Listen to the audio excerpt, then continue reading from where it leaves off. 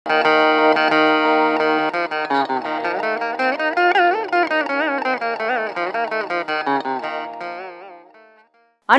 அனைவருக்கும் அன்பான வணக்கங்கள்.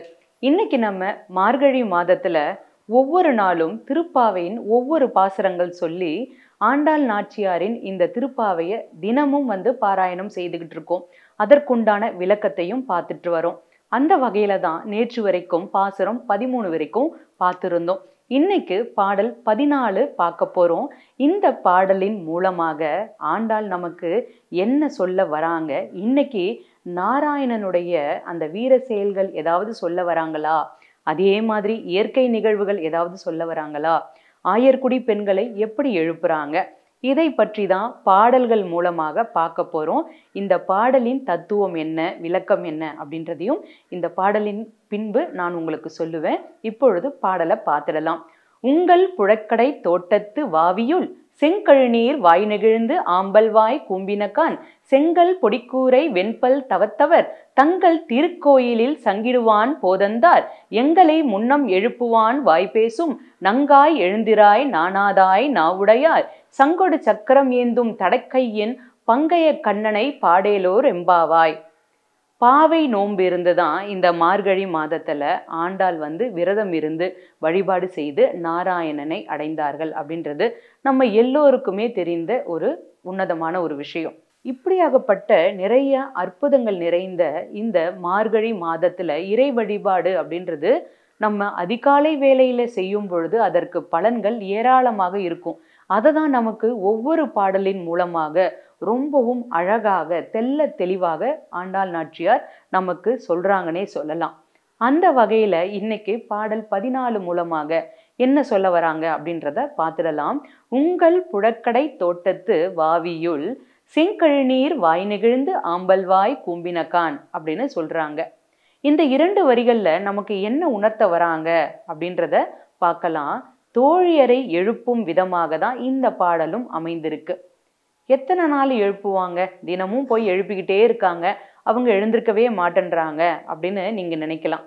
ஆனா ஒவ்வொரு முறை அவங்க எழுப்பும் பொழுதும் அதுல ஒவ்வொரு உன்னதமான விஷயங்களை அதுல உள்புகுத்தி சொல்றது ரொம்பவும் விசேஷம்.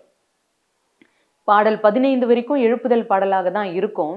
அப்புறமா என்ன சொல்ல வராங்க அப்படின்றத பார்த்துடலாம். இப்போ உங்கள் புழக்கடை தோட்டத்து வாவியுள், தோழியரே உங்க வீட்டுல புழக்கடை அப்படின்னா பின்வாசல், ஒவ்வொரு வீட்டிலையுமே பின்வாசல் முன்வாசல் அப்படின்னு இருக்கும். அவர்களுடைய அந்த ஆயர்பாடியில தோழியருடைய பின்வாசல் தோட்டத்து, பின்வாசல்ல நம்ம பொதுவாகவே என்ன வைப்போம் அப்படின்னா நிறைய செடிகள் வைப்போம், அதாவது தோட்டம் அமைப்போம். அந்த தோட்டத்துல இருக்கின்ற செங்கழுநீர் வாய் நெகிழ்ந்து அப்படின்னா சூரியனை பார்த்த தாமரை எப்படி நல்ல பிரகாசமா விரியும். அதிகாலை வேளையில சூரியன் வருவதை உணர்ந்து அந்த ஒளி படும் பொழுதே தாமரை மலர்கள் அதனுடைய மொட்டை விழுந்து மலருமா. அதாவது வாய் நெகிழ்ந்து அப்படின்னு இங்க ரொம்பவும் அழகாக ஒரு உதாரணத்தோடு இயற்கை நிகழ்வை சொல்றாங்க. அதிகாலை வேளையில தாமரை மலர்கள் எப்படி மலர்கின்றனவோ ஆம்பல் வாய் கூம்பினன், ஆம்பல் அப்படின்ற ஒரு மலரும் அதனுடைய வாயை சுருக்கிடுச்சான், அதாவது அது அப்படியே மூடிக்கிச்சான். சரி, இப்போ எதுக்கு இந்த 2 பூக்களை வைத்து உதாரணம் சொல்றாங்கன்னா, அதிகாலை வேளையினாலே நம்ம தாமரை போன்று மலர்ந்து இருக்கணும், ஆனா நீ ஆம்பல் மலர் போல தூங்கிக்கிட்டு இருக்க அப்படின்றத தான் அவங்க இந்த பாடல்ல இந்த 2 வரிகள்ல உதாரணமா சொல்றாங்க. இந்த 2 மலர்களை உதாரணமாக வைத்து அவங்க அவருடைய தோழியை எழுப்புறாங்க.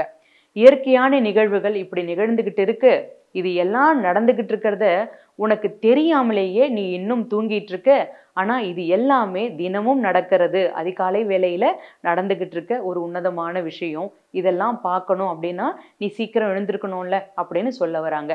அடுத்த வரியில செங்கல் பொடிக்கூரை வெண்பல் தவத்தவர் தங்கள் திருக்கோயில் சங்கிடுவான் போதந்தார்.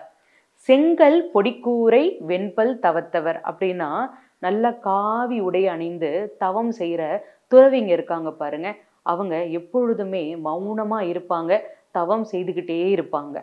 அப்படியாகப்பட்ட தவம் செய்கின்ற துறவிகள் கூட அவர்களுடைய வெண்பல், அதாவது வெள்ளை போன்ற பற்களை அவங்க அவ்வளவு சீக்கிரம் வாய் திறக்க மாட்டாங்க, சிரிக்க மாட்டாங்க. அவர்களே அதிகாலையில எழுந்து அவர்களுடைய வெண்மையான பற்களை காமித்தவாறு, அதாவது நல்லா சிரித்து என்ன பண்றாங்கன்னா கோவிலுக்கு புறப்பட்டுக்கிட்டு இருக்காங்களாம். தங்கள் திருக்கோயில் சங்கிடுவான் போதந்தார். காலையில அவர்களுடைய கோவிலுக்கு போயிட்டு அதிகாலை வேளையில இந்த சங்கு முழங்கி கோவில்ல பூஜை செய்யறதுன்றது ரொம்பவும் விசேஷமானது. சங்கு வைத்து நம்ம வழிபாடு செய்வோம். வீட்டிலெல்லாம் வலம்புரி சங்கு வைத்து வழிபாடு செய்தால் நிறைய பலன்கள் இதன் மூலமாக இருக்கும். ஆனா கோவில்ல வைத்து இந்த ஊதுகின்ற சங்கு அப்படின்றது அது ஒரு தனி சிறப்பு வாய்ந்தது. எல்லோராலையும் இந்த சங்கு ஊத முடியாது. அப்படியாகப்பட்ட சங்கை ஊதுவதற்காக காவி உடையணிந்த இந்த துறவிகள் அவர்களே எழுந்து போய்கிட்டு இருக்காங்க அவர்களுடைய கோவிலுக்கு.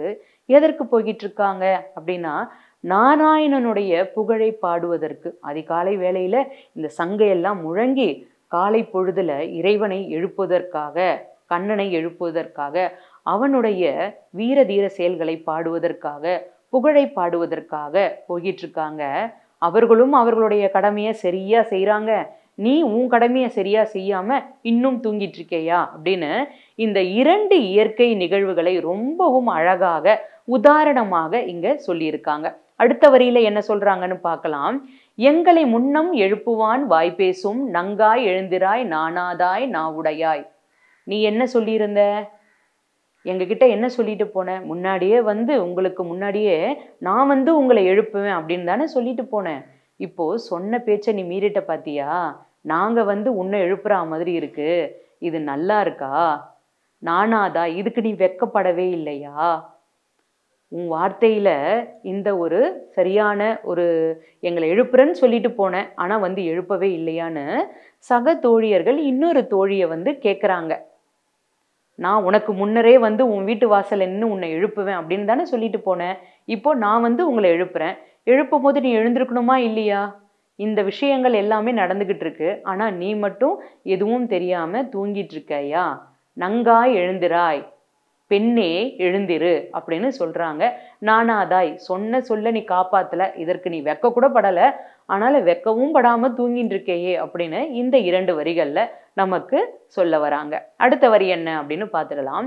சங்கொடு சக்கரம் ஏந்தும் தடக்கையன் பங்கைய கண்ணனாய் பாடேலோர் எம்பாவாய். என்ன சொல்லறாங்கன்னா, சங்கும் சக்கரமும் வைத்திருக்கின்ற, ஏந்தும்னா வைத்திருக்கின்ற, தடக்கையன் நல்ல வலிமையான கைகளை கொண்டவன். யாரு? நாராயணன் தான். சங்கும் சக்கரமும் வச்சிருக்காருனே அப்படின்னா யாரை சொல்லுவோம்? நம்ம நாராயணனை சொல்லுவோம். அப்படியாகப்பட்ட தடக்கையன் அப்படின்னா நல்லா வலிமையான கைகளை உடையவன். சங்கு ஒரு கையிலையும் ஒரு கையில சக்கரத்தையும் வச்சிருக்காரு. அப்படியாகப்பட்ட கைகள் ரொம்பவும் வலிமையான கைகள் அப்படின்னு இங்க அவருடைய அந்த வீரத்தை போற்றும் விதமாக, பறைசாற்றும் விதமாக சொல்றாங்க இந்த வரியில.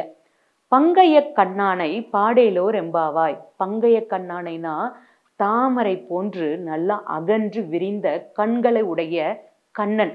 தாமரை எவ்வளவு அழகாக இருக்கும். அது நல்லா முக்கை அவிழ்த்து பூர்க்கும் பொழுது ரொம்பவும் அழகா இருக்கும். அது பூத்துட்டு இருக்கிறத பார்க்கும் பொழுதே ரொம்ப அழகா இருக்கும். அப்படியாகப்பட்ட கண்களை உடையவன் கண்ணன். இங்க அந்த வர்ணனை அப்படின்றது எவ்வளவு ஒரு அழகா சொல்லியிருக்காங்க பாருங்க. தாமரையோடு கண்ணனுடைய கண்களை ஒப்பிட்டு சொல்லியிருக்கிறது ரொம்பவும் அழகான ஒரு உவமையினை சொல்லலாம். அப்படியாகப்பட்ட பெருமை பொருந்திய கண்ணனுடைய புகழை நம்ம பாடணும். பாவாய், நீ சீக்கிரமா எழுந்திரு, நம்ம பாவை நோன்பு இருக்கணும். பாவை நோம்பிருந்து கண்ணனுடைய புகழ் பாடி, அவருடைய வீர தீர செயல்களை பாடி, பராக்கிரமத்தை சொல்லி சீக்கிரமா அதிகாலை வேளையில மார்கழியில நம்ம நீராடி விட்டு எங்க போக போறோம் அப்படின்னா கண்ணனை பார்க்க போறோம். இப்போ கண்ணன் வீட்டு வாசலுக்கு போயிட்டு அவரை போய் எழுப்பணும் அப்படின்றது தான் இந்த ஒரு பாடல்ல சொல்ல வராங்க ஆண்டாள் நாச்சியார். இந்த பாடல் நமக்கும் ஒரு கருத்தை உணர்த்துகின்றது. அது என்ன கருத்து உணர்த்துது அப்படின்னு பார்த்தீங்கன்னா, சொன்ன சொல்ல காப்பாற்றணும். நீ என்ன முன்னாடியே எழுப்ப வரேன்னு சொன்ன, ஆனால் நீ வரவே இல்லை, பார்த்தியா இப்போ நாங்கள் எல்லாருமே வந்திருக்கோம், அப்போ நீ சொன்ன சொல்ல மீறிட்ட தானே அப்படின்னு சொல்ல வராங்க ஆண்டாள் நாச்சியார். அப்போது நம்முடைய வாழ்க்கையிலையும் ஒவ்வொருத்தரும் நம்ம யாருக்காவது வாக்கு கொடுத்துருக்கோம், ஒரு சொல் சொல்லியிருக்கோன்னா அதை காப்பாற்றணும் அப்படின்றதும் இந்த ஒரு பாடல் மூலமாக உணர்த்துவது ரொம்பவும் விசேஷம். திருப்பாவையில வருகின்ற ஒவ்வொரு பாசுரங்களுமே இந்த மாதிரி உலக நிகழ்வுகளை அனைவருக்கும் ஒரு உதாரணமாக இயற்கையோடு ஒப்பிட்டு அது ஆன்மீகத்தோட சம்பந்தப்பட்டு நாராயணனுடைய புகழை பாடும் விதமாகவும் அமைந்திருக்கு அப்படின்றது ரொம்பவும் விசேஷமானது. இப்பொழுது அந்த பாடலை ஒரு தடவை நான் உங்களுக்கு சொல்லிடுறேன்.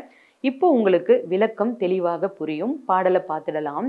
உங்கள் புழைக்கடை தோட்டத்து வாவியுள் செங்கழுநீர் வாய் நெகிழ்ந்து ஆம்பல்வாய் கூம்பிக்கான் செங்கல் பொடிக்கூரை வெண்பல் தவத்தவர் தங்கள் திருக்கோயில் சங்கிடுவான் போதாந்தர் எங்களை முன்னம் எழுப்புவான் வாய்பேசும் நங்காய் எழுந்திராய் நானாதாய் நாவுடையாய் சங்கொடு சக்கரம் ஏந்தும் தடக்கையன் பங்கைய கண்ணனை பாடேலோர் எம்பாவாய்.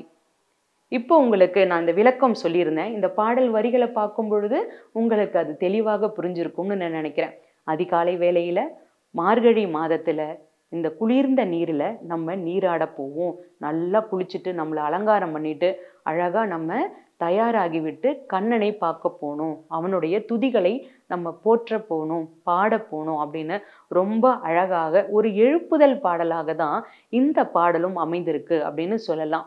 ஒவ்வொரு பாடலிலும் ஒவ்வொரு உதாரணங்களை சொல்லிக்கிட்டே வராங்க. இதுல நிறைய கதைகளும் உண்டு, அதே மாதிரி எடுத்துக்காட்டுகளும் உண்டு, உவமைகளும் உண்டு, வர்ணனைகளும் உண்டு.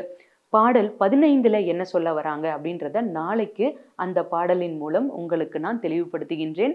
அது வரைக்கும் உங்களிடமிருந்து விடைபெறுவது உங்கள் கனகவல்லி.